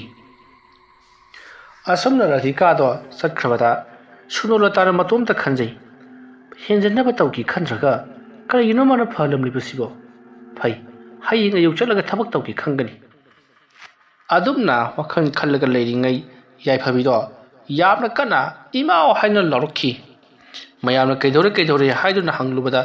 ꯃꯍꯥꯛꯀꯤ ꯃꯃꯤꯠ ꯑꯁꯦ ꯀꯔꯤꯃꯠꯇ ꯎꯈꯤꯗ꯭ꯔꯦ, ꯍꯧꯖꯤꯛꯇ ꯈꯪꯆꯤꯛ ꯆꯤꯛꯂꯒ ꯅꯥꯔꯛꯈꯤ꯫ ꯑꯗꯨꯗꯒꯤ ꯖꯔ ꯃꯝꯁꯤꯟꯈ꯭ꯔꯦ, ꯑꯩ ꯃꯤꯠꯁꯦ ꯀꯔꯤꯃꯠꯇ ꯎꯈꯤꯗ꯭ꯔꯦ ꯍꯥꯏꯔꯛꯂꯤ꯫ ꯋꯥꯐꯝ ꯑꯗꯨ ꯇꯥꯕꯗ ꯁꯨꯅꯣꯂꯇꯥꯗꯤ ꯍꯔꯥꯎꯕꯅ ꯂꯣꯏꯈ꯭ꯔꯤ꯫ ꯍꯧꯖꯤꯛꯇꯤ ꯌꯥꯏꯐꯕꯤꯁꯦ ꯃꯃꯤꯠ ꯇꯥꯡꯕꯤ ꯅꯨꯄꯤ ꯑꯃ ꯍꯥꯏꯕꯗꯣ ꯑꯣꯏꯔꯒꯅꯤ ꯈꯜꯂꯨꯕꯗ ꯌꯥꯝꯅ ꯍꯔꯥꯎꯔꯤ꯫ ꯅꯥꯀꯜ ꯑꯃꯗꯅ ꯀꯝꯗꯧꯔꯤ? ꯔꯥꯙꯤꯀꯥꯅ ꯉꯁꯥꯏ ꯆꯐꯨꯗ ꯃꯍꯥꯛꯅ ꯊꯅꯝꯕ ꯄꯣꯠ ꯑꯗꯣ ꯍꯧꯖꯤꯛ ꯃꯍꯥꯛꯅ ꯊꯨꯒꯥꯏꯔꯤꯕꯅꯤ꯫ ꯑꯁꯨꯝꯅ ꯇꯧꯗꯨꯅ ꯌꯥꯏꯐꯕꯤꯒꯤ ꯃꯃꯤꯠ ꯑꯗꯣ ꯑꯃꯥꯏꯕꯤ ꯁꯨꯅꯣꯂꯇꯥꯅ ꯃꯝꯍꯟꯈ꯭ꯔꯕ ꯃꯇꯨꯡ ꯃꯍꯥꯛ ꯋꯥꯈꯜ ꯅꯨꯡꯉꯥꯏꯅ ꯏꯃꯨꯡꯗ ꯆꯪꯈꯤ꯫ ꯃꯊꯪꯒꯤ ꯑꯌꯨꯛꯅꯤ꯫ ꯑꯌꯨꯛ ꯑꯉꯟꯕ ꯑꯗꯨꯗ ꯍꯦꯝꯕꯅ ꯌꯥꯏꯐꯕꯤꯗ ꯃꯍꯥꯛꯀꯤ ꯃꯃꯤꯠ ꯑꯗꯣ ꯈꯔ ꯐꯔꯕ꯭ꯔꯥ ꯍꯥꯏꯗꯨꯅ ꯍꯪꯉꯤ꯫ ꯑꯗꯨꯕꯨ ꯌꯥꯏꯐꯕꯤꯗꯤ ꯐꯠꯇꯦ, ꯃꯤꯠꯁꯦ ꯌꯥꯝꯅꯁꯨ ꯆꯤꯛꯏ, ꯑꯗꯨꯒ ꯑꯩꯒꯤ ꯑꯀꯣꯏꯕꯗ ꯀꯅꯥꯒꯨꯝꯕ ꯑꯃ ꯂꯩꯕꯗꯧꯅ ꯑꯗꯨꯝ ꯇꯧꯏ, ꯑꯗꯨꯒ ꯑꯩꯉꯣꯟꯗ ꯀꯔꯤꯅꯣꯃꯁꯨ ꯃꯨꯔꯨ ꯁꯣꯟꯗꯨꯅ ꯍꯥꯏꯔꯤ꯫ ꯑꯩꯒꯤ ꯑꯀꯣꯏꯕꯗ ꯀꯅꯥ ꯂꯩꯕꯒꯦ ꯍꯥꯏꯗꯨꯅ ꯑꯗꯨꯝ ꯍꯪꯉꯤ꯫ ꯃꯇꯝ ꯑꯗꯨꯗ ꯍꯦꯝꯕꯅ ꯀꯅꯥꯁꯨ ꯂꯩꯇꯦꯅꯦ ꯅꯪꯕꯨ, ꯅꯪꯒꯤ ꯋꯥꯈꯜꯅ ꯄꯪꯈꯜꯗ ꯈꯟꯖꯟꯕ ꯑꯣꯏꯔꯤꯅꯤ ꯍꯥꯏꯔꯛꯄꯗ ꯌꯥꯏꯐꯕꯤꯅ ꯑꯩꯒꯤ ꯋꯥꯈꯜꯅ ꯄꯪꯈꯜꯗ ꯈꯟꯖꯟꯕ ꯁꯨꯡꯌꯥ ꯅꯠꯇꯦ, ꯌꯥꯔꯒꯗꯤꯅꯦ ꯃꯥꯏꯕ ꯑꯍꯩꯕ ꯑꯃꯇ ꯑꯃꯨꯛꯇꯪ ꯌꯦꯡꯕꯤꯔꯨꯆꯣ, ꯉꯔꯥꯡ ꯌꯦꯡꯂꯤꯕꯗꯣ ꯀꯩꯁꯨ ꯀꯥꯟꯗꯕ ꯃꯥꯜꯂꯤ꯫ ꯑꯗꯨꯝꯅ ꯍꯥꯏꯔꯛꯄꯗ ꯍꯦꯝꯕꯅ ꯂꯩꯀꯥꯏ ꯃꯤꯅꯁꯨ ꯔꯥꯙꯤꯀꯥꯁꯦ ꯂꯥꯏ ꯇꯤꯟ ꯁꯥꯟꯅꯕ ꯅꯨꯄꯤꯅꯤ, ꯀꯩꯗꯧꯕꯒꯤ ꯃꯥ ꯀꯧꯔꯣꯏꯅꯣꯗꯅ ꯑꯩꯉꯣꯟꯗ ꯃꯤꯅ ꯉꯥꯡꯅꯔꯤ ꯄꯣꯠꯅꯤ꯫ ꯐꯔꯦ, ꯑꯗꯨꯗꯤ ꯑꯩꯅꯦ ꯃꯥꯏꯕ ꯑꯃꯇꯪ ꯀꯧꯔꯨꯈꯤꯒꯦ꯫ ꯑꯁꯨꯝꯅ ꯍꯥꯏꯔꯝꯂꯒ ꯍꯦꯝꯕ ꯃꯐꯤ ꯂꯣꯏꯁꯤꯜꯂꯒ ꯆꯠꯈꯤ꯫ ꯃꯇꯝ ꯑꯗꯨꯗ ꯁꯨꯅꯣꯂꯇꯥꯁꯨ ꯑꯃꯥꯏꯕꯤ ꯔꯥꯙꯤꯀꯥꯒꯤ ꯃꯌꯨꯝꯗꯒꯤ ꯍꯜꯂꯛꯂꯤꯕꯅꯤ꯫ ꯃꯇꯝ ꯑꯗꯨꯗ ꯌꯥꯏꯐꯕꯤꯅ ꯃꯤ ꯑꯃ ꯂꯥꯛꯄꯒꯤ ꯃꯈꯣꯜ ꯇꯥꯔꯛꯄꯗꯨꯗ ꯃꯥꯒꯤ ꯃꯇꯦꯡ ꯑꯃꯨꯛꯇ ꯄꯥꯡꯕꯤꯌꯨ, ꯑꯩ ꯃꯅꯨꯡ ꯆꯪꯒꯦ ꯍꯥꯏꯔꯛꯂꯤ꯫ ꯃꯇꯝ ꯑꯗꯨꯗ ꯁꯨꯅꯣꯂꯇꯥꯅ ꯍꯣꯏ ꯂꯥꯛꯑꯣ ꯍꯥꯏꯗꯨꯅ ꯃꯥꯅ ꯑꯣꯏꯅ ꯁꯝꯕꯤꯔꯤ꯫ ꯃꯇꯝ ꯑꯗꯨꯗ ꯁꯨꯅꯣꯂꯇꯥꯅ ꯍꯦꯝꯕꯒꯤ ꯃꯔꯝꯗ ꯍꯪꯉꯤ꯫ ꯃꯇꯝ ꯑꯗꯨꯗ ꯌꯥꯏꯐꯕꯤꯅ ꯉꯔꯥꯡꯒꯤ ꯃꯥꯏꯕꯤꯗꯣ ꯍꯩꯕ ꯈꯔ ꯋꯥꯠꯄ ꯃꯥꯜꯂꯦ ꯍꯥꯏꯗꯨꯅ ꯑꯍꯩꯕ ꯃꯥꯏꯕ ꯑꯃ ꯀꯧꯔꯨꯅꯤ ꯍꯥꯏꯗꯨꯅ ꯆꯠꯈꯤ ꯍꯥꯏꯔꯛꯄꯗ ꯁꯨꯅꯣꯂꯇꯥ ꯁ꯭ꯋꯥꯏ ꯂꯥꯎꯏ꯫ ꯃꯁꯤꯒꯤ ꯃꯇꯨꯡ ꯍꯦꯝꯕ ꯂꯩꯇ꯭ꯔꯤꯉꯩ ꯑꯁꯤꯗ ꯌꯥꯏꯐꯕꯤꯁꯦ ꯃꯈꯧꯔꯤ ꯃꯦꯠꯈꯥꯏꯔꯒ ꯍꯥꯠꯇꯣꯛꯍꯧꯁꯤꯔꯥ, ꯅꯠꯇ꯭ꯔꯒꯅ ꯏꯟꯊꯨꯔꯒ ꯃꯀꯣꯛ ꯑꯁꯤꯅ ꯀꯗꯥꯏꯗꯅꯣ ꯑꯃꯗ ꯁꯨꯖꯜꯂꯒ ꯍꯥꯠꯇꯣꯛꯁꯤꯔꯥ ꯍꯥꯏꯗꯨꯅ ꯋꯥꯈꯜ ꯃꯑꯣꯟ ꯈꯟꯕ ꯍꯧꯔꯛꯂꯤ꯫ ꯑꯗꯨꯝꯅ ꯈꯟꯅ ꯄꯨꯊꯣꯔꯛꯄꯅ ꯃꯈꯣꯏꯒꯤ ꯇꯣꯏꯂꯦꯠ ꯑꯗꯨ ꯌꯧꯔꯛꯂꯕꯗ ꯇꯣꯏꯂꯦꯠꯇ ꯌꯥꯏꯐꯕꯤꯗꯨ ꯆꯪꯍꯟꯈ꯭ꯔꯦ꯫ ꯃꯄꯥꯟꯗꯅ ꯁꯨꯅꯣꯂꯇꯥ kari karam tausiगे haiduna wakal mawon khalibani adumna khallaga leiringai yaifabiri loire haiduna tholakle matam maruda sunolatana nangbu hakchang khara nungairabro adumna hairubada yaifabina karaidagi nungaibro riche mitche haujiksu chik lauraga leiri aduga ai isase karagumba amanane sumlaga thambagumne pangwada wai ai smaishum torabadi minini humni phana hingmang ngomgedaba manjalaktre wa adu tabada sunulata ngasai makai khoidau pangsawda saurambado khara makhadi phari masigi matung sunulata na phare lao haiduna phamungda kakal halli masigi matung ngahak leraga hembara amaiba ma puduna lakli amaiba adu namakhoi gi yumgi thungin pan kansalam daida nakoi gi imung si posem leire hei aduga nakoi gi sei khurak ki ina lai saba haibaduni nakoi gi imung gi mi amana maiba maibi samnare hairaga nangi ibema aduda awaba pibani masi aina hodrong hon ure hei adumna hairakpada somdadi sunolata do khangpre khangi laifam chai phang khangdi asenga punamak loina ma haidorok lagadra haiduna masidagi amaiba do makutta lewa khara solaga masada nanthai aduga changakle aduga yaifabigi manakta phamtharaduna mihun thahun paina yenglakpada ibungo nangi nupi asida kanagumba maibi amana posem lewa tausunduna mahaki ubagi saktam pangalasibu manghan bikre mase aja puja tawduna lai amuk khoram labadi soidan makki farakani aduga thabak asibu tawhalliba maibi amadi maibi aduda thabak asi tawhadul insalliba mioi aniyado ngasi ibe masina mamit ujiba asigumna uraroi adu oiba taragadi mana tawjurubuduna mana phangedana adumna hairakpada hembana oja aigi nupi bu wahalliba aibu ot nairiba misakado karano madu ojana thokpa amutang nithatpiu adugidi engonda upaya malai ngasi eta loisenba yaba poni ne pochang chaijangdo adugi wani matam aduda hembana kari pulum chiram changadabano hangni matam aduda amaiba aduna changadaba pulum chiram punamak loina maharak lei masidagidi hebada pulam chiram singado sinbal lang bahorukli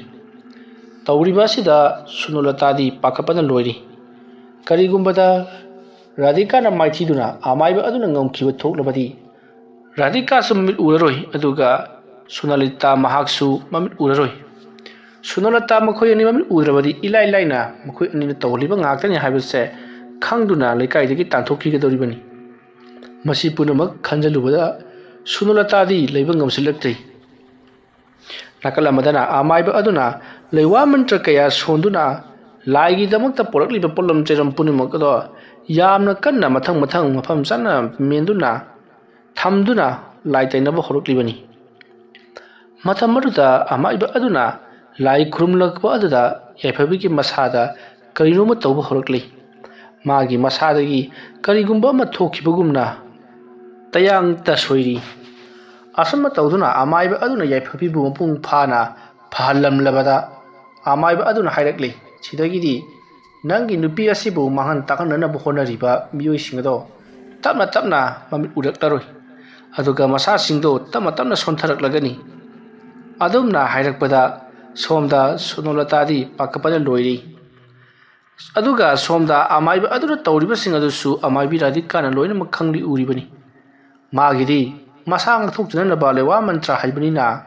amaiba aduna tawliba khudima mamonda karisu changdri adubu sunolata di kudakta sida panbuna mahaki miracha chik lawa horakhi adubu haidok rubati yada mahak khangjalli asama tawduna matam madu haukrabada amaiba do satkri amaiba aduna hektat kibaga sunolata do mahak yamathuna radhika hoigi manakta chaninki adubu numidangni na upai lekhidi mahana khanjai kariguba ngasi ga hing ngasida mahake mamit ase uramdraba tholabadi kamdawni hayuna matam aduda somdana kamdawri radhika su khangi sunolata do karigumba khara sodana maki tholam lagani haibasi adubu karisu mateng pangbadi ngamkhidi ꯃꯊꯪꯒꯤ ꯑꯌꯨꯛꯅꯤ ꯑꯌꯨꯛ ꯑꯉꯟꯕꯗꯨꯗ ꯍꯥꯏꯕꯒ ꯇꯧꯕꯒ ꯁꯨꯅꯣꯂꯇꯥꯗꯣ ꯃꯃꯤꯠꯇꯣ ꯃꯁꯦꯡ ꯃꯔꯥꯡ ꯑꯣꯏꯅ ꯎꯕ ꯍꯧꯔꯛꯂꯦ꯫ ꯃꯍꯥꯛ ꯌꯥꯝꯅ ꯊꯨꯅ ꯑꯃꯥꯏꯕꯤ ꯔꯥꯙꯤꯀꯥꯒꯤ ꯃꯅꯥꯛꯇ ꯂꯥꯛꯈꯤ ꯑꯗꯨꯒ ꯇꯧꯔꯤꯕꯁꯤꯡ ꯑꯁꯤꯒꯤ ꯃꯇꯥꯡꯗ ꯍꯪꯉꯤ꯫ ꯃꯇꯝ ꯑꯗꯨꯗ ꯔꯥꯙꯤꯀꯥꯅ "ꯍꯧꯖꯤꯛꯇꯤ ꯃꯗꯨꯒꯤ ꯃꯇꯝ ꯍꯦꯜꯂꯦ꯫ ꯅꯪꯒꯤ ꯅꯃꯤꯠꯁꯦ ꯇꯞꯅ ꯇꯞꯅ ꯎꯔꯛꯂꯔꯣꯏ, ꯑꯩꯅ ꯀꯟꯕꯁꯨ ꯉꯝꯂꯔꯣꯏ, ꯑꯗꯨꯒ ꯅꯪꯅ ꯅꯪꯒꯤ ꯅꯅꯥꯎꯅꯨꯄꯤꯗ ꯇꯧꯈꯤꯕ ꯊꯕꯛ ꯑꯗꯣ ꯃꯗꯣ ꯇꯞꯅ ꯇꯞꯅꯁꯨ ꯈꯪꯅꯕ ꯍꯧꯔꯛꯂꯒꯅꯤ꯫ ꯑꯩꯗꯤ ꯈꯨꯜ ꯑꯁꯤ ꯊꯥꯗꯣꯛꯂꯝꯂꯒ ꯏꯆꯥꯅꯨꯄꯤꯒꯤ ꯃꯅꯥꯛꯇ ꯂꯩꯔꯨꯔꯒꯅꯤ"꯫ ꯑꯗꯨꯝꯅ ꯍꯥꯏꯔꯛꯄꯗ ꯁꯨꯅꯣꯂꯇꯥ ꯀꯔꯤꯅꯨꯡꯒꯤ ꯊꯕꯛ ꯑꯁꯦ ꯇꯧꯖꯔꯨꯕꯅꯣ ꯍꯥꯏꯕꯗꯣ ꯈꯟꯕ ꯍꯧꯔꯛꯂꯦ꯫ ꯁꯨꯅꯣꯂꯇꯥꯅ ꯄꯩꯁꯥ ꯍꯜꯂꯝꯃꯨ ꯍꯥꯏꯔꯛꯄꯗ ꯔꯥꯙꯤꯀꯥꯅ ꯀꯔꯤꯝꯇ ꯍꯟꯕꯤꯗ꯭ꯔꯤ꯫ ꯑꯁꯨꯝꯅ ꯇꯧꯗꯨꯅ ꯁꯨꯅꯣꯂꯇꯥ ꯋꯥꯈꯜ ꯅꯨꯡꯉꯥꯏꯇꯅ ꯃꯌꯨꯝꯂꯣꯝꯗ ꯂꯥꯛꯄꯗ ꯅꯨꯃꯤꯠ ꯑꯗꯣ ꯃꯝꯂꯤ ꯃꯝꯂꯤ ꯇꯧꯔꯨꯕꯒ ꯂꯩꯔꯕꯅꯤꯅ ꯒꯥꯔꯤ ꯑꯃ ꯂꯥꯛꯄꯗꯣ ꯎꯍꯧꯗꯕꯗꯒꯤ ꯊꯩꯗꯣꯛꯍꯧꯗꯕꯗꯒꯤ ꯒꯥꯔꯤ ꯑꯗꯨꯅ ꯊꯣꯝꯈꯤ꯫ ꯃꯗꯨꯒꯤ ꯃꯇꯨꯡ